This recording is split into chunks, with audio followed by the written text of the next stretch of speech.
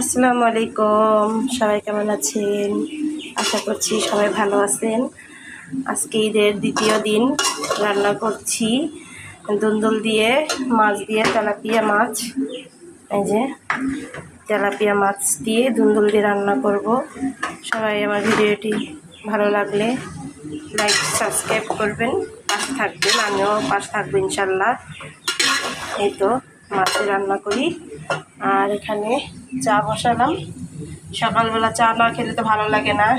এতদিন রোজা ছিল, রোজার দিনে খাওয়া হয়নি ওরকম, তাই আবার শুরু হলো সকালবেলা চা। সকালে বিকালে দুবেলা চা খাচ্ছি।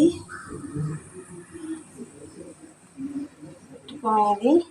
ঢাকা শহর পুরো নীরব হয়ে গেছে, পাখির কিচিমিচি খুবই ভালো লাগে দেখতে।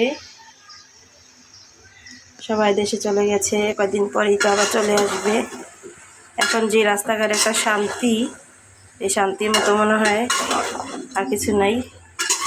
বের হলে একটা স্বস্তি, কোনো যানজট নেই, মানুষের হইহল্লা নাই, অনেক ভালো লাগে। কিন্তু ঈদের দিন যাওয়া হয়নি কোনো জায়গায় বাইরে, ভালো লাগেনি। শরীরটাও খুব বেশি একটা ভালো না, তার জন্য গেলাম না।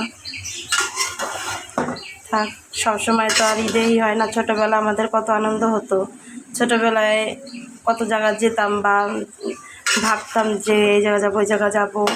এখন আর ওই ইচ্ছেটাই মরে গেছে, মনে হয় না যে যাই বা কাপড় পরি।